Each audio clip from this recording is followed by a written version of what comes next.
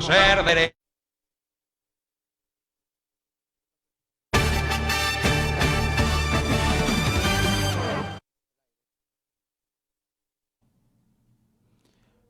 Buenos días, estimados televidentes. Estamos una vez más con su programa Seguridad Jurídica. El derecho penal en América Latina se ha convertido en un instrumento político y en algunas ocasiones las reformas al sistema penal son vistas desde un punto de vista más bien populista o poco técnico, ¿sí? Y sobre eso, justamente, sobre la tecnicidad o no, sobre el uso del derecho penal para fines políticos, vamos a concentrar y a centrar el programa del día de hoy en el análisis de cuáles son las próximas reformas que se plantean al Código Orgánico Integral Penal, cuál es el destino del derecho penal en América Latina. Para ello nos visita el día de hoy, tenemos el grato honor de anunciar que tenemos al doctor Carlos Parma, argentino, uno de los máximos, digo yo, exponentes del garantismo penal latinoamericano. Con él, justamente, vamos a preguntarle, ¿sí?, hasta qué punto, cuál es más bien el destino del derecho penal en América Latina, cómo ve las reformas justamente que se están planteando al Código Orgánico Integral Penal en el Ecuador y cuáles son las recomendaciones que desde su visión podrían ayudar justamente a que estas reformas o lo que se quiere proponer en general, ya sea en Ecuador o en América Latina, no se convierta en un instrumento político y sea más bien un arma técnica para combatir la corrupción, la delincuencia y para generar bienestar en los ciudadanos. Para ello, vamos primero con un video para poder centrarnos justamente en el tema del día de hoy que hemos preparado en el programa. Vamos con el primer video. Tras un año de debates y comparecencias, decidieron incorporar en el informe para primer debate la propuesta de despenalizar el aborto en caso de violación, incesto e inseminación artificial no autorizada. Lo que no quiere decir bajo ningún concepto que lo que la propuesta recoja es que se obligue a las mujeres a abortar. Tema polémico que desde ya suma voces en contra. Yo en lo personal defiendo la vida desde la concepción. Pese a las posturas divergentes que existen entre los legisladores, la decisión es de trasladar la discusión al Pleno de la Asamblea. Este es un debate que tiene que abrirse no solo en el Pleno de la Asamblea Nacional, sino en la sociedad ecuatoriana. Pues consideran que es fundamental que este particular sea analizado de forma integral y también como un problema de salud pública. Y eso es una realidad que hay que abordarla, porque es duro, es doloroso. Otro aspecto que incluye la reforma tiene que ver con la lucha contra la corrupción. En el texto se incorporan las figuras que incluía la ley anticorrupción que fue vetada totalmente por el Ejecutivo, como el comiso de bienes. Es una posibilidad de recuperar bienes mal habidos que son productos de un objeto ilícito, bien sea corrupción, bien sea lavado de activos, entre otros. La figura del comiso ampliado, a criterio de Eliseo Azuero, debería eliminarse. Esa es una opción que podría tener la justicia, que no es precisamente la más adecuada en el país. Las reformas también prevén la despenalización del consumo de cannabis cuando se trata de uso terapéutico, medicinal o paliativo. Bien, doctor. Bienvenido, gracias por aceptar la invitación. ¿Sí? Otra vez acá en Guayaquil. Una vez más. Una vez más. ¿Le gusta Guayaquil? A pesar de la lluvia, muchos amigos y además es un país hermoso, Ecuador, y Guayaquil es un poco más bajo, así que me permite... No le afecta mucho me permite estar más tranquilo. Antes de entrar a los temas específicos de Ecuador, usted es un penalista de referencia latinoamericana, ¿verdad? Parece ser que Latinoamérica está girando de la izquierda hacia la derecha, ¿verdad? Con Bolsonaro, con ciertos gobiernos, incluso en Argentina, en Estados Unidos, ¿sí? ¿Esto está afectando un poco la configuración del derecho penal en América Latina? ¿Estamos viendo alguna transformación? ¿Hacia dónde va el derecho penal en América Latina en lo que viene? Bien, el tema es un poco el siguiente. Si el derecho penal responde a la política criminal. Si la política criminal es dura, el derecho penal es duro. Es decir, que si las líneas políticas son líneas de derecha, restrictivas o punitivas, el derecho penal va a acompañar esa corriente. Esto ya lo dijo un gran penalista que fue Roxin en el año 1970 en un libro. y evidentemente se fue cumpliendo. Es decir, eso hay que partir de la base que ante una política criminal más laxa, blanda, bueno, el derecho penal es laxo y blando. Ahora, ¿hacia dónde va? Bueno, quo vadis, ¿hacia dónde va? ¿Hacia dónde vamos? ¿Hacia dónde vamos? Yo creo que el derecho penal latinoamericano, de alguna manera, se ha tornado profuso, difuso y confuso. Quiere decir que hay algunas líneas, como por ejemplo la migración, por ejemplo, que veo que se están endureciendo en América Latina, ¿no? Sí. Y se están intentando endurecer incluso los delitos migratorios, ¿no? Sí. Parecería ser, por ejemplo, que temas como abuso sexual, tema de lavado de activos, se están endureciendo a partir, digámoslo así, de que salimos de una década un poco marcado por la izquierda y estamos entrando a una derechización de la política. Bien, bien. En realidad el eje se está poniendo al menos en el tema de género. De acuerdo. Es decir, el tema de género empieza a ser una problemática un poco compleja y a su vez difícil de poder abordar en el plano preventivo y en el plano represivo. Todos sabemos cuál es la causa de los delitos y cuál es la solución. Es decir, que si nosotros tenemos más escuelas, más viviendas, más hospitales, más trabajo, no habría delitos. Es decir, este es el paraguas de contención que tendría que existir. Esto no existe, entonces estamos de alguna manera, los políticos que en general en Latinoamérica tienen miopía de futuro, o sea, porque la política termina teniendo miopía de futuro, si no nos explicaría la corrupción enorme que hay en Latinoamérica, un caso categóricamente único, absurdo, lacerante como el de Odebrecht, que atraviesa toda Latinoamérica y atraviesa toda la política.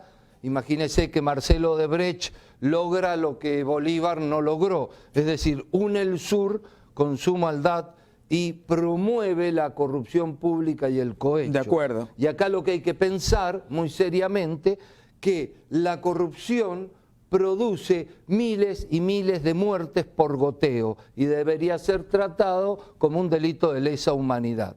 Porque un político que se lleva 13 millones de dólares, como Topic está ahora proponiendo devolver, son muchas escuelas menos, muchos hospitales menos y niños que se mueren de hambre. Entonces lo que tendríamos que decir es que estos políticos corruptos,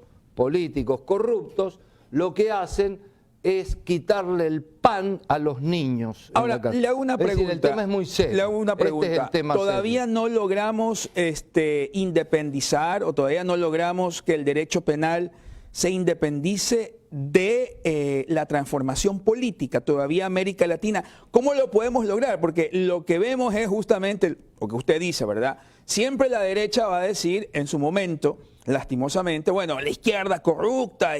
Pero cuando viene el gobierno de derecha, por ejemplo, digamos que en Venezuela, todos sabemos lo que pasó con Carlos Andrés Pérez, antes obviamente de Chávez, ¿verdad? Y lo que pasaba aquí en Ecuador, digamos, antes de Correa, tampoco estaba muy bien que digamos, pues teníamos como 3 presidentes caídos, pues lo tuvimos caído a Lucio, lo tuvimos caído a Bucarán, habían problemas de corrupción. Entonces, todavía no salimos de ese tema de poder tener un derecho penal autónomo. O sea, ¿sigue el derecho penal sometido justamente a la voluntad política, doctor? Y claro, porque los políticos no entienden lo que es la ética.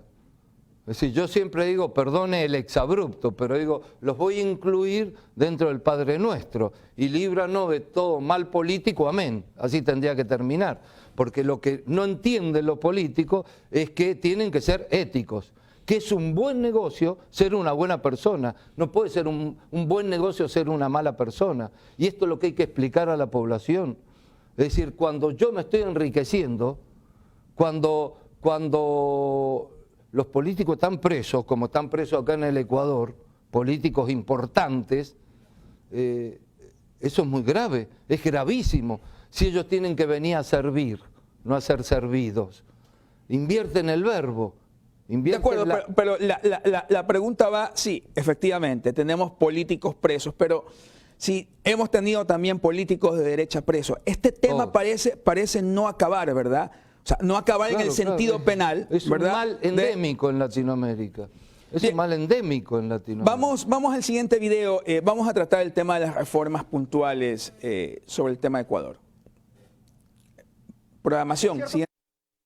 Para violadores de menores de edad dentro de un proyecto de ley ha despertado distintas opiniones al respecto, pero ¿sabe usted cuál es la manera en la que se produciría esta y cuáles son sus efectos secundarios? Médicos, químicos, farmacéuticos y urólogos lo explican. Este fármaco, que tiene una hormona, va a actuar sobre el sistema nervioso central, va a inhibir los deseos sexuales. ¿Y qué es lo otro efecto? Va a inhibir la producción o irrigación de sangre al pene y por lo tanto no va a erectarse. El compuesto químico es denominado como dietilestilbestrol y funciona también como un método anticonceptivo femenino. La presentación de este es en pastillas y ampollas. La castración química con efectos en el sistema nervioso central empieza con el suministro de la medicina que ataca la glándula hipófisis en el cerebro, inhibiendo la producción de hormonas que llegan hasta los testículos, generando así una menor producción de testosterona. Al privar al cuerpo de la función andrógena de la testosterona, vamos a obtener testículos que se van a atrofiar, ¿no? Van a disminuir su tamaño, también su función. Los efectos no son los mismos en cada persona y existen casos en los que no se podría suministrar este compuesto químico. En casos de que la persona tenga tumores, otro cuando haya hemorragias urinarias, otro la tromboflebitis o tener alguna mala irrigación cerebral, ¿no? Las reacciones secundarias serían somnolencia o de repente náuseas, males gástricos, bajan los niveles de pelos, de cabellos, la cara se pone redonda y a veces se hinchan, ¿no? Crecen las caderas como si fuera mujer. Para el psiquiatra Carlos Brownlee, la castración química no es la solución para bajar la tasa de violadores de menores de edad. ¿La castración química funciona o no funciona? No funciona para violadores. ¿Por qué? Porque el problema de la violación no es un problema de personas que tengan un deseo sexual incrementado. A este proyecto de ley aún le falta una segunda votación en el Congreso para que sea aceptado y se modifique el Código Penal. Bien. Pónchame la máquina sobre el tema de las reformas ya. O sea, tenemos un Código Orgánico Integral Penal del 2014 y sin embargo somos nuevecitos en materia penal. Sin embargo, tenemos casi 100 pedidos de reforma ya en el tema penal. ¿Sí? Volvemos a estudio. Doctor. Sí. 150. Sí, 150 pedidos. Una barbaridad. Y el Código Orgánico Integral Penal es del 2014. O sea, somos realmente nuevecitos, obviamente, en el nuevo sistema penal. Imagínense en Latinoamérica, nuevísimo. Entonces, ¿por qué entender tanto esa naturaleza o esa intención de reformar que realmente está nuevo? ¿Sí? Primera pregunta. Segundo, ¿sí? ¿Cuál es su opinión sobre el tema de la despenalización del aborto y la legalización de la marihuana para fines medicinales, que son una de las cosas, digámoslo así, más debatidas en este momento en el ámbito ecuatoriano? Bien. Como la política responde a ciertas peticiones que se formulan a veces espasmódicamente de parte de la comunidad, la política es como una carrera, se ha tornado como una carrera a ver quién presenta más leyes y poco interesa si hay presupuesto para esas leyes. Imagínese usted la torpeza que se utiliza, que muchas veces se dice, bueno, pongámosle 20 años más, o 15 o 20. Sin determinar por qué. Claro, sin poner presupuesto primero para las cárceles, no sé dónde lo van a poner, con el 42% de sobrepoblación que hay en el Ecuador. Es decir, esto se ha tornado una locura a ver quién llega más rápido a la prensa. ¿Quién llega más rápido a la prensa? En ese quién llega más rápido a la prensa se pone foco centralmente en el género, es decir, en los delitos sexuales, porque también convengamos que los delitos sexuales suelen ser ya desde mucho tiempo verdaderamente espantosos, graves, llaman la atención y son a su vez lacerantes. Siempre ha existido. Sí. Esto desde mucho tiempo. Bueno, foco.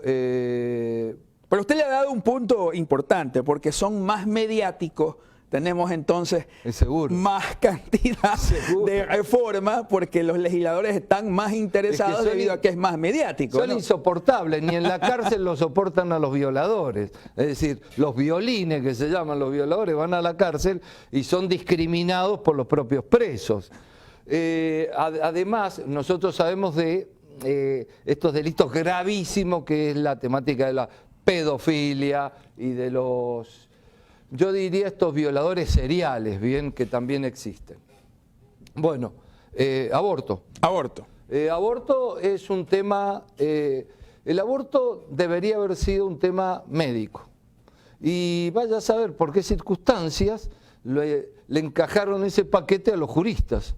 Es decir, porque acá lo que se tendría que decir, si se está de acuerdo, que si la concepción, conforme al artículo 45 de la Constitución ecuatoriana, empieza en la anidación o en la fecundación. Entonces, ese periodo empezamos los juristas a hablar cuando no tendríamos que hablar. Los que tendrían que hablar son los colegios médicos y decir, mire, acá hay un chico o acá no hay un chico. Bien, este es un primer tema. Pero para colmo, eso fue atravesado por la teología, es decir, las religiones de Occidente se volcaron a la defensa de la concepción.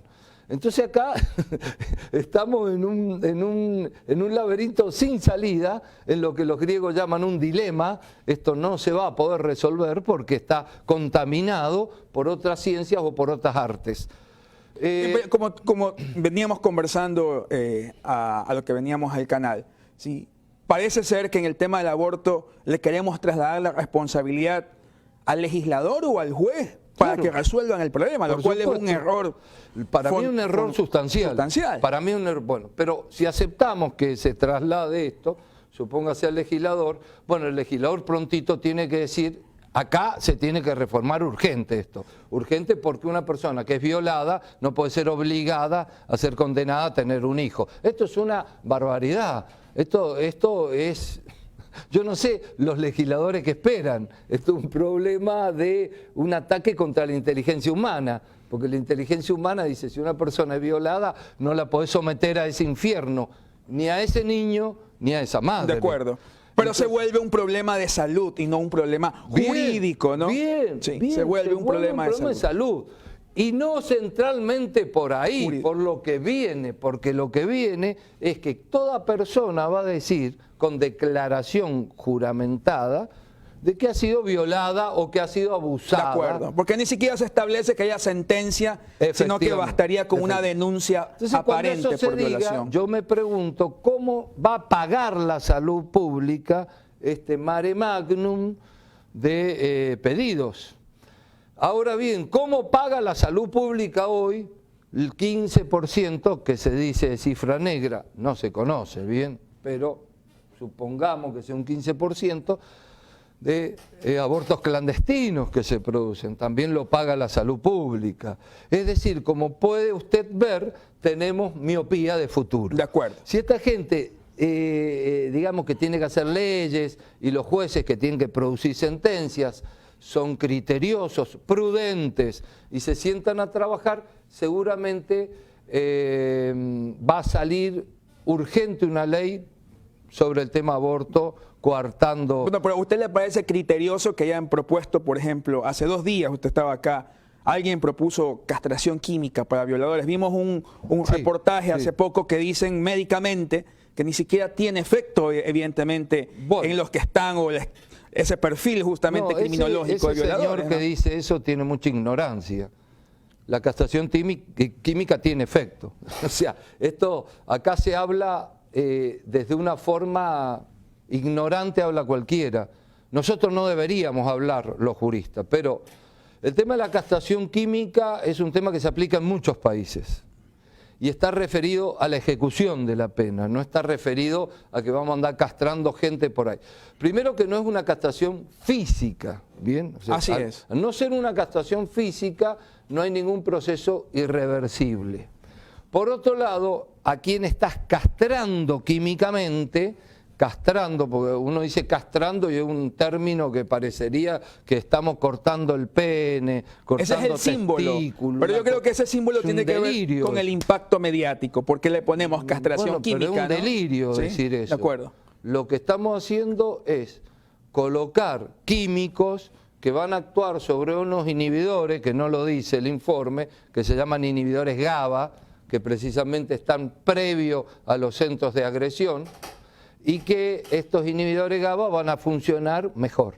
Estos inhibidores GABA, las mujeres, por ejemplo, tienen más GABA que los hombres, en el sentido de que son menos agresivas que los hombres y producen menos testosterona. Pero de nuevo volvemos al tema que tocamos hace poco. Deberían pronunciarse los colegios médicos. Y no debería ser efectivamente el jurista el que aborda un tema tan técnico. El colegio médico, ¿no? Que es bastante, que me disculpen, pero es bastante, bueno, no voy a usar el término que iba a usar, perdónenme, pero saben que están omitiendo.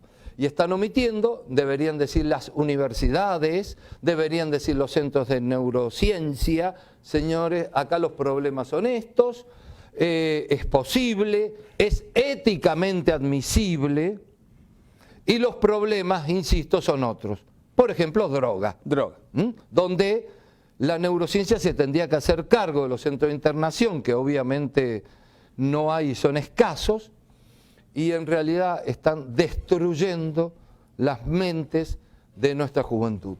Y en esa línea, ¿sí?, de que obviamente la droga, voy a incautar, voy a sacar ese patrimonio que aparentemente estaría contaminado por un caso de corrupción.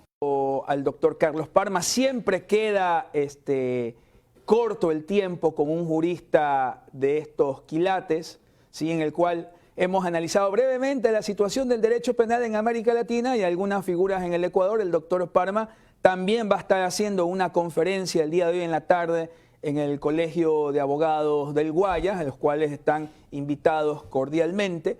Esperemos que siga disfrutando de Guayaquil, doctor. Muchas gracias por haber venido. ¿Sí? Y ante todo, este programa se ha caracterizado esta semana, lo hemos tenido también al doctor Fabio Ferretti, a la doctora Vanessa Zavala. Se intenta caracterizar por darle un carácter científico y razonado, ¿sí?, a la problemática jurídica actual en el país. Nos despedimos del programa y nos vemos el día de mañana con más, o mejor dicho, el día lunes con más de su programa Seguridad Jurídica. Gracias.